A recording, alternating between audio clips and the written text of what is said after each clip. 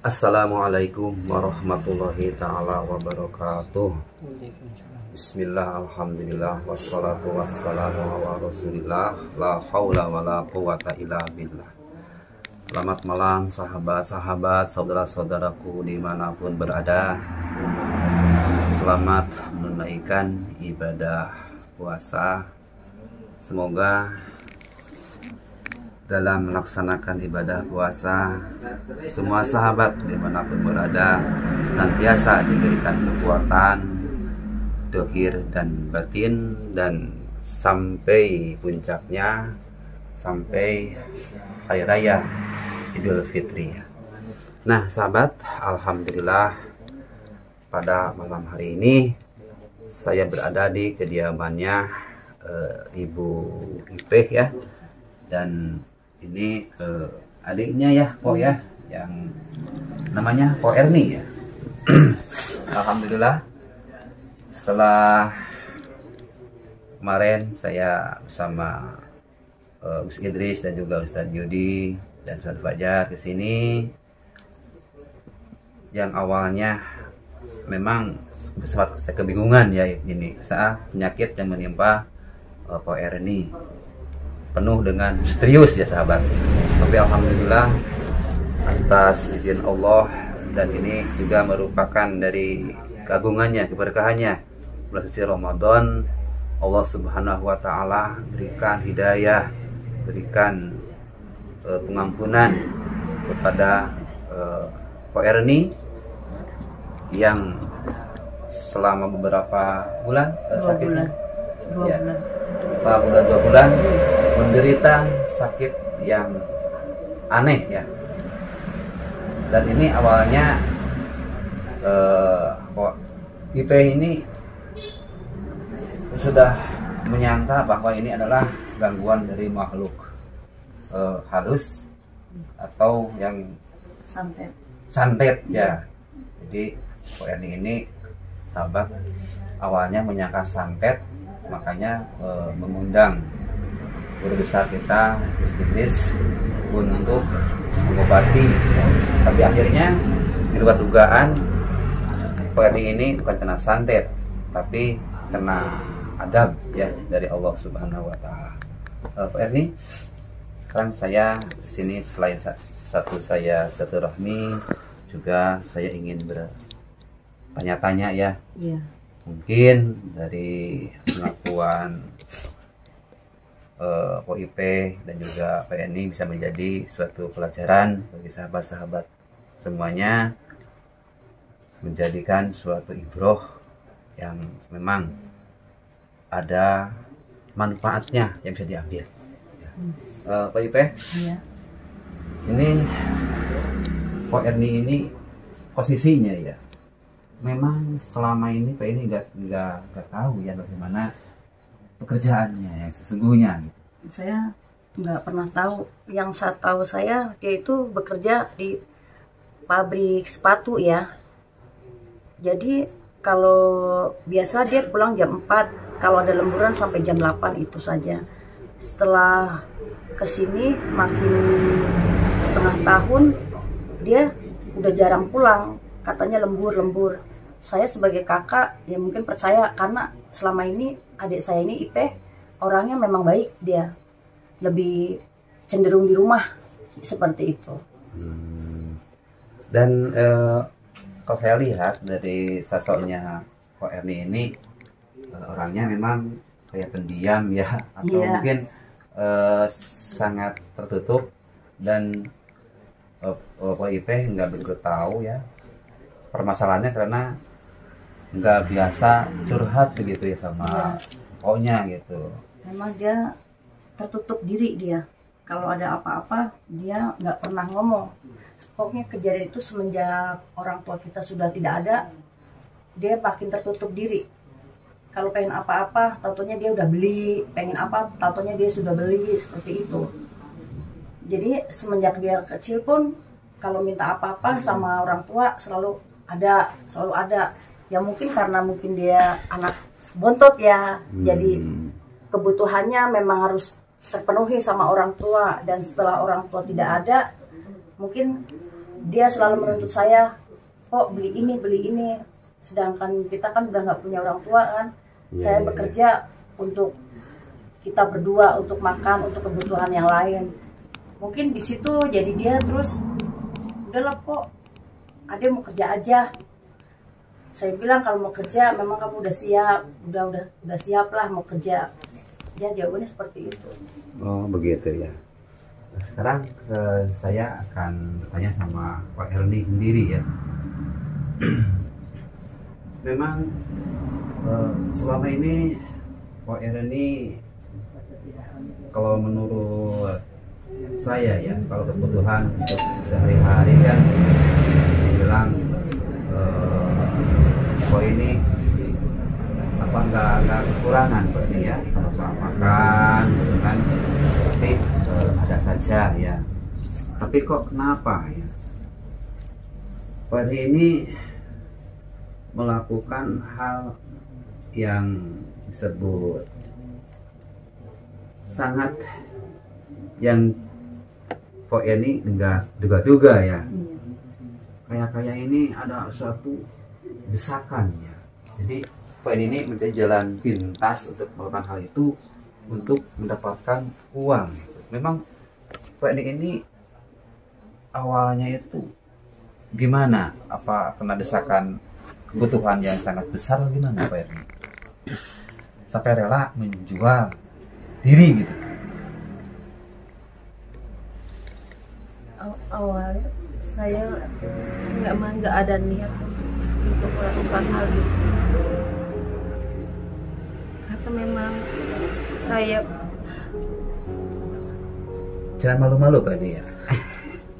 Saya di sini bukan apa namanya ingin tahu aibnya, kesalahannya Pak Erni, tetapi ya mungkin barangkali ini ada hikmahnya dapat diambil satu pelajaran untuk sahabat-sahabat UFO tentunya.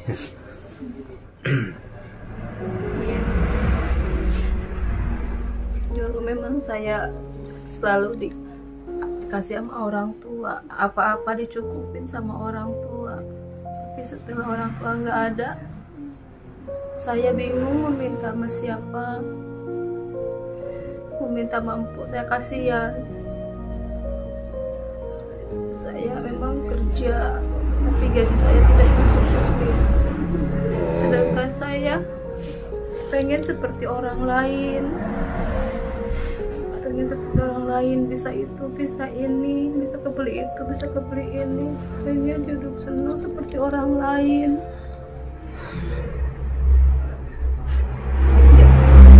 Saya pun nggak ada niat melakukan itu, nggak ada sama sekali, nggak terpikir awalnya pun. Tapi saya kenal sama temen, terus saya diajakin sama temen, dan saya pun nggak tahu kalau itu tempat kayak begitu. Saya nggak tahu. Dan akhirnya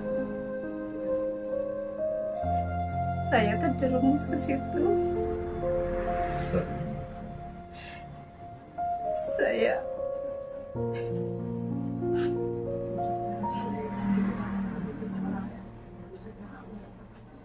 jadi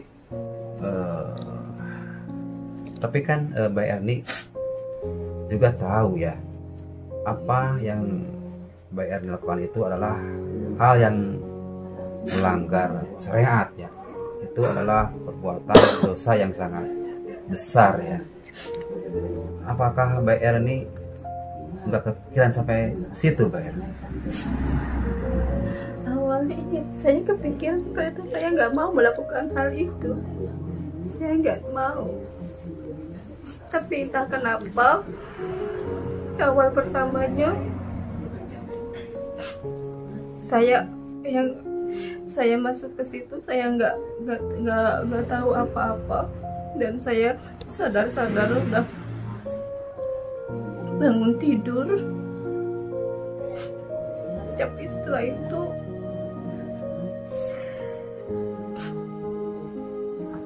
jadi terusan karena kebutuhan ekonomi saya juga, karena kebutuhan saya juga pengen nyukupin hidup saya. Saya juga pengen nyenengin po saya. Dan saya pun nggak pernah bilang sama po saya kalau saya melakukan hal itu. Saya cuma bilang lembur, kerja lembur. Kalau enggak ya saya nginep di rumah temen. Karena saya nggak mau kerjaan kotor saya ditahui sama po saya. Saya nggak mau aib saya diketahui sama orang lain. Saya nggak mau. Ya, memang itu perjalanan hidup Mbak Erni ya, harus mengalami suatu perjalanan yang sangat pahit ya, dan sampai mengalami sakit yang memang aneh ya. Dan saya bisa menyimpulkan ini mungkin karena faktor pergaulan juga, Mbak Erni ya. Pergaulan yang memang dengan orang-orang yang suka mencari jalan pintas, mencari keuntungan dengan cara yang tidak benar. Dan juga mungkin Mbak Erni juga pernah dikasih kayak minum-minuman atau kayak pel-pel gitu ya dari teman Mbak Erni agar Mbak Erni hilang kontrol. Itu pernah merasakan begitu enggak sama temannya? Iya. Mengalami juga ya.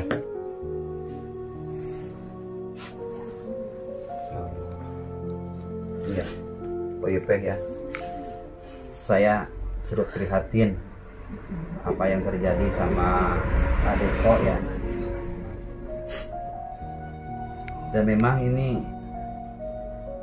awalnya ditekan dengan ekonomi juga ya, Pak Edi ya. Dengan adanya orang tua yang akhirnya terjerumus dengan pergaulan bebas, dan nggak mau terus terang sama Mpok karena memang merasa dia itu memang bersalah. Tapi setelah mengalami hal seperti ini, apa yang akan Mbak Erni sekarang tata dari kehidupan yang dari nol ya, memulai kehidupan yang baru, lebaran yang baru untuk menata kedepannya lebih baik. Apa yang Mbak Erni mau lakukan setelah mendapatkan teguran dari Gusti Allah? Insya Allah saya mendekatkan diri sama Allah. Alhamdulillah. Saya Terus? tinggalkan semuanya itu. Saya nggak mau terjerumus lagi. Saya nggak mau sakit seperti itu lagi, nggak mau. Saya takut.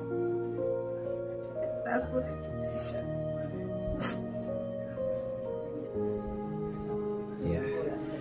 Jadi sekarang Mbak Erni sudah benar ya, taubat ya, taubat yang sesungguhnya tentunya, taubatan nasuha, dan berjanji untuk tidak mengulangi lagi perbuatan yang nista itu ya, Mbak ya. Dan juga Mbak Erni juga ingin menata hidup yang lebih baik tentunya, dan ini memang tidak mudah ya Pak ya.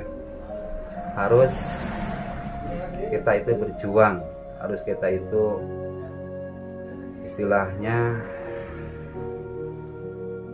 berusaha memperbaiki diri, dan juga berusaha untuk mendapatkan rezeki yang halal, yang diridhoi oleh Allah Subhanahu wa Ta'ala, agar tidak lagi terjerumus kepada hal yang telah PR dilakukan. Dan dari POIP sendiri ini bagaimana ini agar adanya ini tidak lagi sampai terjerumus pada hal yang setelah itu? Ya insya Allah ya Gus ya, insya Allah saya akan lebih baik lagi mendidik adik saya ini. Saya juga sebagai kakak ya, mungkin saya pengganti orang tua, dan saya akan lebih baik lagi memperhatikan dia, karena supaya dia itu lebih dekat lagi dengan Allah setelah kejadian ini. Dan saya juga merasa bersalah juga karena saya tidak bisa mencukupi semua kebutuhannya, sehingga adik saya terjerumus ke hal-hal yang dibenci Allah. Ya, mudah-mudahan dengan kejadian ini semua adik saya juga bisa bertobat ya, bisa memperbaiki diri untuk menata hidup ke depannya lebih baik lagi, lebih mendekatkan diri lagi kepada Allah. Amin. Karena Amin. itu memang didikan dari sejak kecil dari orang tua kita. Amin. Gitu. Ya, begitu, seperti itu. Ya alhamdulillah ya. POIP ini sangat tanggung jawab ya atas adiknya Pak Erni ya, untuk selalu mengawasi, mengarahkan pada hal yang lebih baik lagi. Dan kalau menurut saya lebih baiknya Pak Erni ini ada penjaga yang lebih dekat lagi, Bapak IP ya. Istilahnya ada yang bertanggung jawab, bukan Menemani. saja bertanggung jawab secara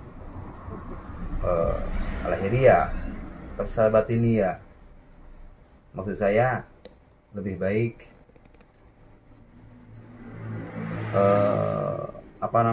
untuk berpikir agar Pani ini mempunyai suami. Kan sama ini masih belum punya suami kan ya. Iya, belum. Bagaimana menurut Ko Erni? Menurut saya begitu Pak Erni. Lebih baik Pani menikah saja. Cari yang halal. Cari yang bisa mengarahkan pada jalan yang benar ya. Carikan Ko Ipe suami yang kira-kira bertanggung jawab, suami yang pengertian, suami yang bisa mendidik adanya ini untuk menuju pintu surganya Allah. Amin. Amin. Amin. Amin. Mungkin Pak Yupe punya kenalan, lebih tahu kan siapa sih ini laki-laki yang cocok buat adik-adiknya kan, tentu ada gambaran kan tentunya. Ya, ada gambaran sih, tapi nggak tahu adik saya mau apa enggak ya. Ya nanti aja, nanti kan bisa dikondisikan ya. Iya. Kan nggak langsung jadi kan, ada PDKT dulu. Itu cuma saran saya gitu ya, tapi ya nggak tahu kalau memang itu yang terbaik bagi Pak Erni dan juga Pak Ipe, apa salahnya kalau saran saya ini dilakukan gitu. Karena begini ya, kalau Pak Erni ini selalu sendiri dan juga kan nggak mungkin kan Pak Ipe bisa memantau selama 24 jam, kan nggak mungkin kan, bukan anak kecil lagi. Makanya jelas satu-satunya menurut saya ada yang menjaganya 24 jam full siang malam, itu dengan cara dia jodohkan dengan laki-laki yang bertanggung jawab, yang soleh intinya. Amin. Gitu. Amin. Bagaimana, setuju nggak? Ya, kalau saya sih setuju-setuju aja. Kalau memang mungkin udah ada jodohnya, nggak apa-apa. Tapi adik mau nggak, Dek? Mau ya, Dek ya? Yang penting laki-laki itu mau menerima adik apa adanya ya. Apa ada yang mau sama perempuan seperti aku? Aku kotor, aku hina. Jangan berkecil hati dulu, Pok. Orang juga pasti lihat aku cici. Astagfirullah, gak mungkin, Mbak. Pasti cici. Aku wanita kotor. Wanita hina. Bagaimana Ustaz? Iya, ini masih trauma ya. Iya. Dengan kejadian yang menimpanya nih Pak IP ya. Ya Mungkin butuh waktu juga Ustaz. untuk dia merenung, bertafakur, memperbaiki dulu dirinya, Iya.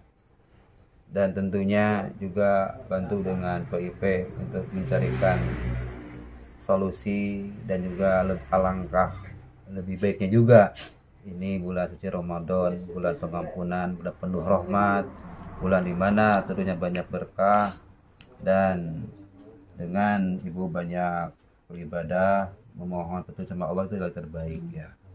Nah, dan alhamdulillah ya PIP, saya kesini sekali lagi bukan ingin tahu aibnya adik PIP, tetapi saya ingin memberi saran yang mudah diterima, yaitu saran tadi saya, kalau bisa ini nikahkan saja. Ya.